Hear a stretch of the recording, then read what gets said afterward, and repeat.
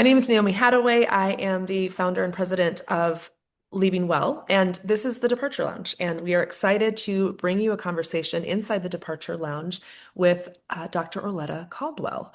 We're going to be talking today about the unfiltered reality of interim executive leadership, including what you inherit, what you can't fix, and what your job is when you leave. Dr. Orletta Caldwell, please tell us a little bit about you, about where people can find you, and then let's just dive in and have a really great conversation. Okay, hi. I am the CEO, founder and CEO of Beyond Existing Enterprises. I'm a nonprofit consultant, interim and fractional executive. I've been in this sector for about 35 years. So it's been a while. The way you can reach me, everything about me is at www.beyondexisting.com. If you want to set up a discovery call, books, everything is there. So you can reach out to me there. I like that you just very casually said books, everything is there. Like you have a lot going on, and I love Yes. your focus on interim leadership. Talk a little bit about your work and how you got started in interim leadership. Well, being a consultant, people talk to me, and I found out that, so they would need me to come in and do something for a while, and I end up being administrator. Once I became a board chair, I never thought about it as a formalized process, but when I was thinking about it, and I'm just thinking about this conversation, I've been doing this for years. And so that's how I came in it organically. But then about 2 years ago, I went and got my certification. So, because I believe in formalized logical methods. And so I got into it more formally in the last 2 years. So I have some crazy stories. Yes. I bet you do. We could share some crazy stories. What do you think is the most important thing for an organization to know about proactively when it comes to thinking about interim leadership for their organization? They need to figure out what their issue is. One of the biggest things I find is they can't articulate what they want. And so, based on what they're telling you, which is fine, you get in there and you find out it's totally different. And that is one of the biggest things. And I think one of the key issues for the interim to understand is they're telling you based on their knowledge, which is usually very surface. But and that's what when I was thinking about this conversation, even if you're a permanent ED, the problem is to start a nonprofit, you can wake up in the morning and say, I want to start a nonprofit. If you got the dollars, you can get the corporation papers and your tax exemption, and off you go. And people don't understand what it means to run a nonprofit. So because they don't understand our sector, and then here we are, we do all this studying, I ran and got my little PhD. And so we're thinking one thing and they're thinking another. And they're thinking charity and club, and you're thinking, mission-based organization. So as an interim, please know it, because every time I've gotten to that situation, what they've told me is never the reality. And it sets you up for problems if you don't understand that.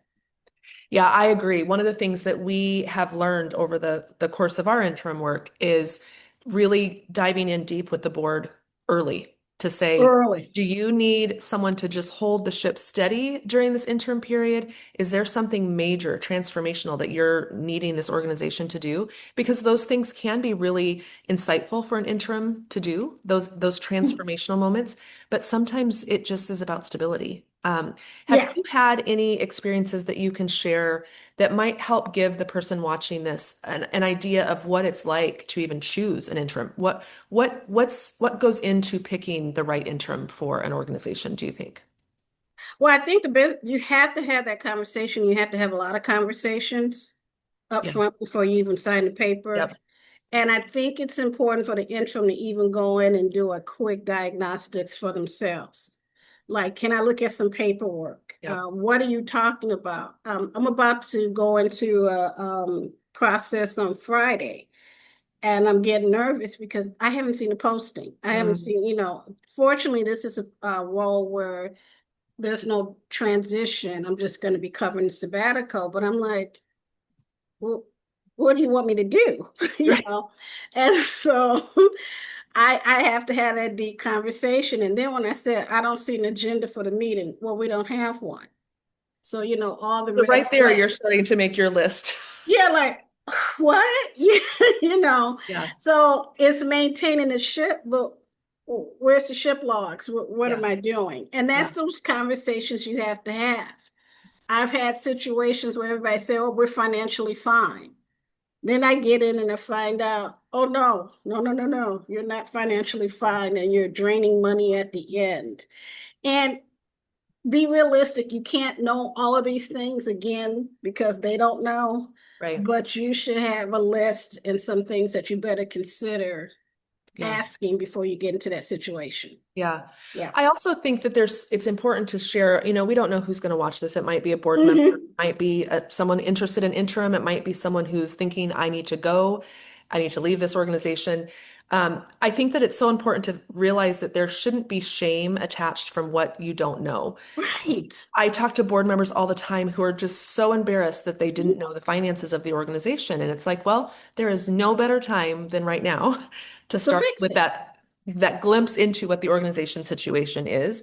And I also think that there's some similarities too around that shame piece when maybe the executive director is leaving on sabbatical or family leave, parental leave, and they haven't prepared correctly. What have you noticed in terms of like emotions and the processing of those emotions and feelings as you've had your interim engagements? The biggest thing, like you mentioned, the board didn't know. And then if we can get into board governance and all that. But like I said, people don't understand what it means to be a nonprofit. So a lot of people on boards because they were asked Yeah, what all those solutions out there. And so the biggest problem is they don't know and then they get insecure. Like now there's two ways you can do it. I've gotten comfortable with I don't know, I can find out, or thank you for the new information. Now I can make better decisions. But on the whole, what I usually see is I'm insecure, I don't know what I'm doing. So I'm gonna hold on more because I don't want anybody to know the secret that I don't know. And so, but if I don't understand the situation, I'm not going to let that go forward because I don't understand it.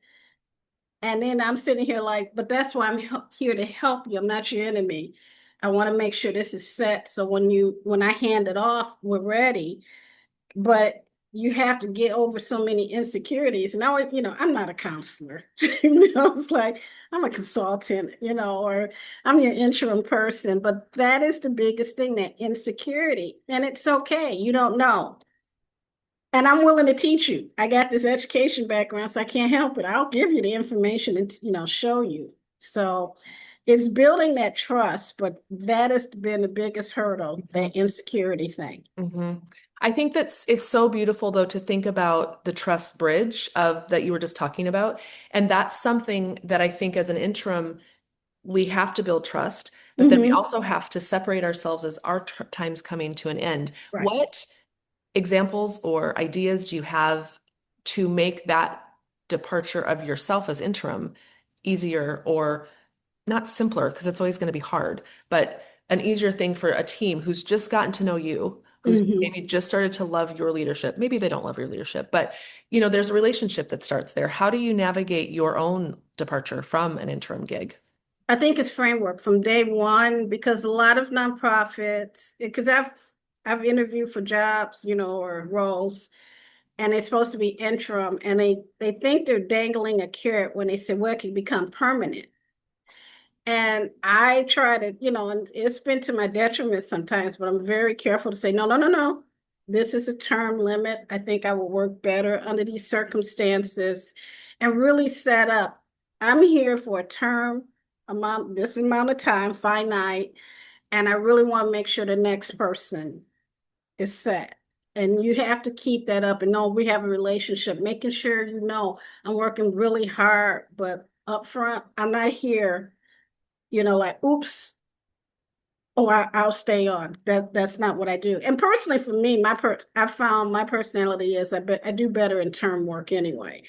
And I bring that up. I'm better in this type of situation. So I want you to have a relationship with me because we are gonna I'm like the security team, when you have a flood and something burns down, I'm here to build the building and get you set so you can be on your way, and making sure we set up that framework from day one. What are some of the watch outs or red flags that you would encourage? Let's say you're answering this question for the organization or for the board. Mhm. What are some watch outs that you've come across that you would want to give as a cautionary tale to the folks watching? On the board side or the Let's do both. Let's do both. a watch for me as the interim coming in, when I hear five different stories from five different board members and nobody, well, everything and this has been my sermon on the mount, particularly in the last year. Mission clarity. If no one can tell you what they're about, and I always say, you can ask 10 people and get 11 different stories.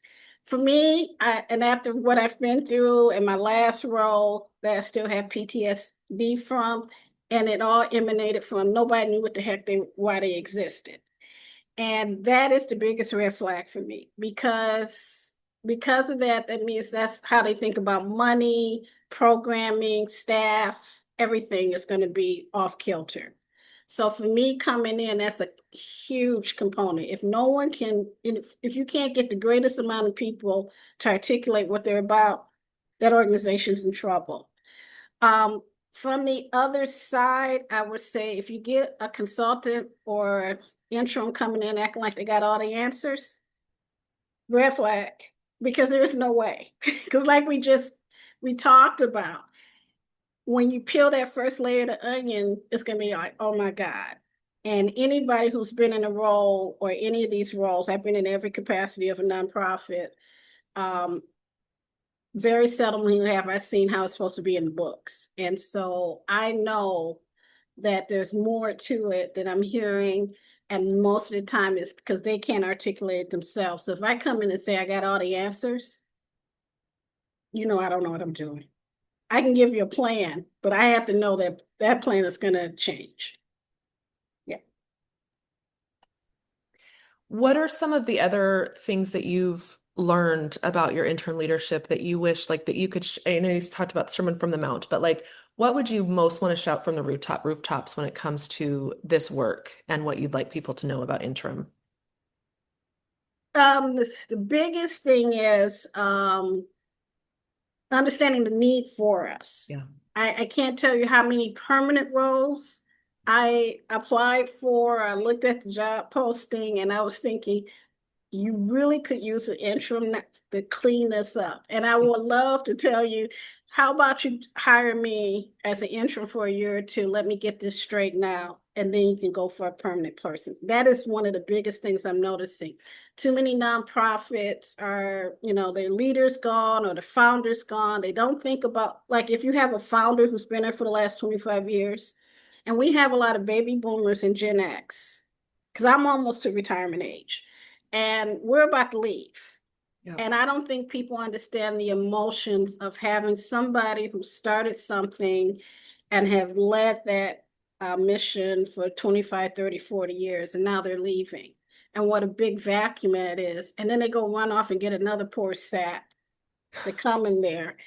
And it's like rebounding, when you've been married and then you're dating, there's going to be a rebound person. So let the interim be that rebound person. Yeah. We know Yeah. we're not going to be here. We know we're the rebound person.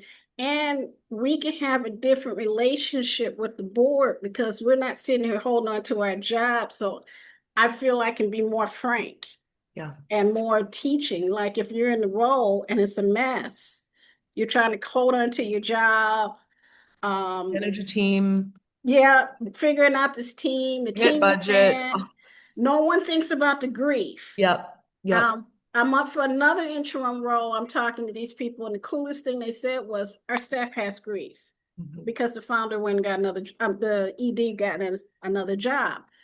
Thank you for telling me that. So they realized we got to do some emotional work, Yeah. which is fine. That's why I'm there. And so that's the biggest thing I see. Yeah. Yeah. Yeah, I think it's so important to remember that grief is a part of it. And even if someone, I mean, I've done an interim where someone died, and that was obviously a lot of grief and loss, but there is grief and loss and sadness when someone goes for whatever reason. Oh yeah. I think there's a little extra when it's surprise, when it's a Hmm. shock. But even when it's a planned retirement, even when there's a 2 year runway of I'm retiring in 2 years, there's still so much loss that happens. And I Yeah. think we do ourselves a disservice because we don't know, especially in the United States, I think, how to even talk about endings as in the Right. workplace. And so I think that's a big part of what interims can and do and should bring. I think for folks that are watching who are in a decision-making seat and can make a decision about interims, I firmly believe that board members who are actively voting board members should never serve Hmm. as interim, and really thinking through proactively budgeting, budget for an interim. Set aside some money so that you have some coverage for when, because it's a win, right? So Yeah. everyone's going to leave.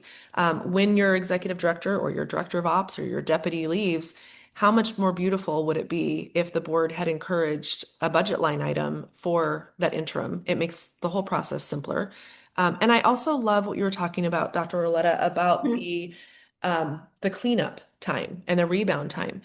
There is such beauty in bringing an Hmm. interim in to just get things cleaned up. And it's not because necessarily the outgoing person made a mess of things. No. It's just, like you said, they're so embedded in the work that the structure of how they do their work is often missing. Oh yeah. Yeah. And it's a guided transition because it's going to be a transition anyway. Yes. Wouldn't it be nice to have it guided? You know, I'm not going to be here. So, it's just, and we can have that, you know what? We may even be able to have that conversation about what do you want next? Yeah. It's not me. So you don't have to go through all that. Yeah. So we can focus on the mission and not on me as the leader.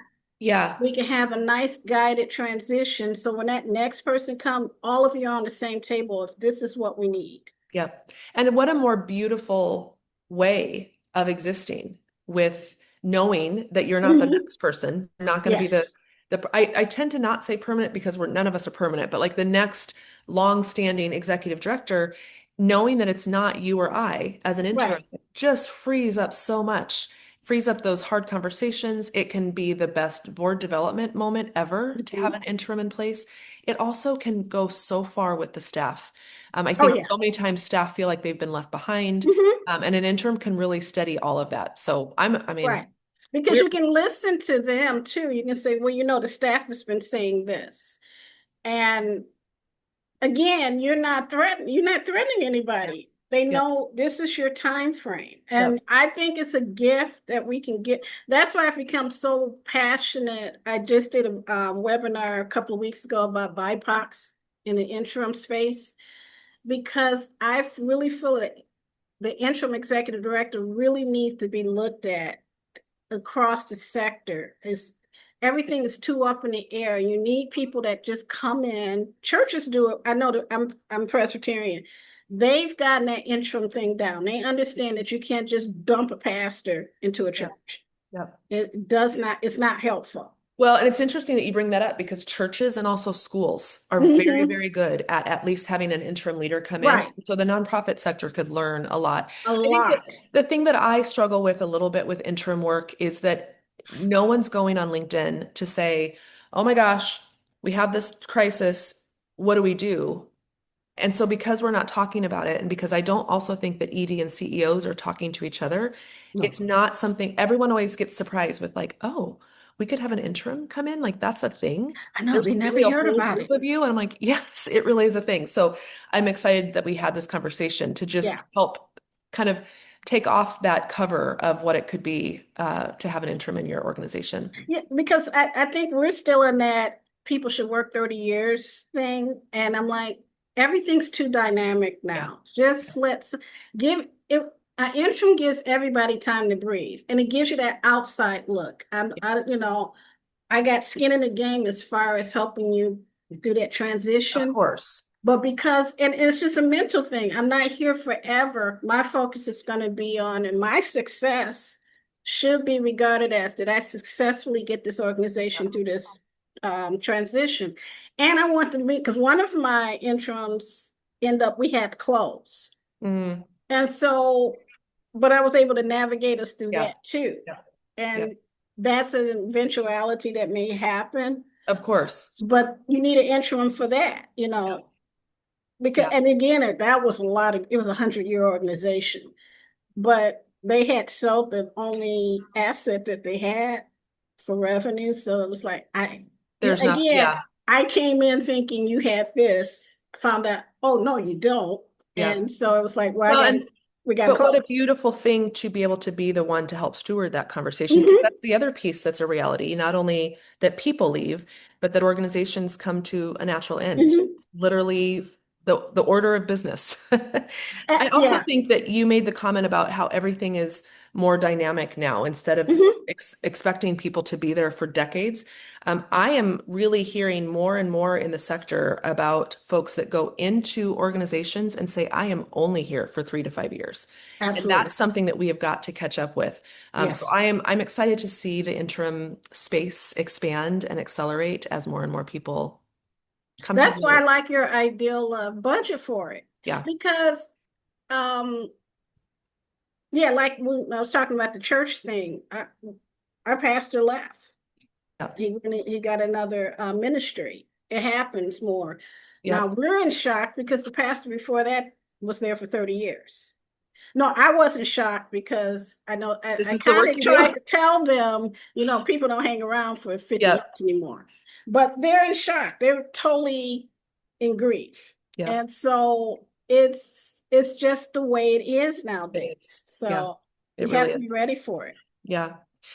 Dr. Orletta, as we wrap up our conversation, Mhm. what's something else or anything else that you want to share with the folks listening and watching? My dream was, like I said, if every nonprofit, before you go get that poor person that's going to leave in 2 years out of burnout and negativity, consider finding an interim person and sit down and figure out, or have them help you prioritize what you need to do. And it's not like we said, there's a lot of well-ran nonprofits. It's not that anything's bad, but we all do have to transition. Yeah. So let's figure out what we need to transition, and what a wonderful time we can do it while you have this person in. Now, one thing I have found that people are always concerned about, well, this person was fundraisers, or I've heard funders don't want to fund during transition, which kind of doesn't make sense to me. But it's like, well, we're always in some ways we're going to be in 100%. transition. So that's something we need to figure out. So how do we keep our development plan and our fundraising plan that is not based upon people and based upon Right. work? Which Right. again, if you focused on a mission, that shouldn't be an issue. Well, and I think it's multiple people have responsibility there. If you're a funder and you're watching this, you have the responsibility to proactively fund in the middle of transitions, not only to keep the funding going, but funders can actually fund transition work too. Right. If you're that EED or that CEO, start having the conversations with other people on your team, bring them along to your funding conversations so that they can Mhm. start to build that relationship. Absolutely. There's so many practical ways I think that you can Right. start working your way proactively. And that's, I think, the key for this conversation. And the main talking point is you can plan ahead. You should plan ahead. And there's a whole group of us, amazing Hmm. interims out here ready to support your organizations. Absolutely. Yeah. Yeah, we love the sector. Yeah, Yeah. 100%. Hmm. Remind us where we can find you, Dr. Roletta, your website. Beyondexisting.com. I do have a book. It's called You Got Your 501(c)(3). Now what? It's for people who have started or are working on a nonprofit. They ran out and got their incorporation and their tax exemption, and they're sitting around staring like, what am I supposed to do now? I love So it. I have written I developed a 6-pillar framework. Great. So all the information about me, how you can talk to me about being an interim, I would love, to help navigate your organization through that. It's on beyondexisting.com. Perfect. Yeah. Thank you, Dr. Roletta. I will say one last thing. I'll just name it for myself. I think that there is more and more of a need to have interim executive directors that match the identities that are inside of your organizations or that match the communities that you serve. So Yes. everyone can take or leave that bit of advice or that recommendation, but we need to really start thinking about who do we serve? What are the staff? What's the staff makeup with identities? And then find an interim who can help manage those identities. Thank you so much for joining us, Thank Dr. you. Orletta. This has been a Thank you pleasure. for watching this session of the Departure Lounge. You can find information about us at naomihadaway.com and about Dr. Orletta at beyondexisting.com. Yes. Until the next session, leave a comment when you're watching this about what you learned and what you would like Dr. Orletta and I to respond to. Thanks for joining. Absolutely. Thank you.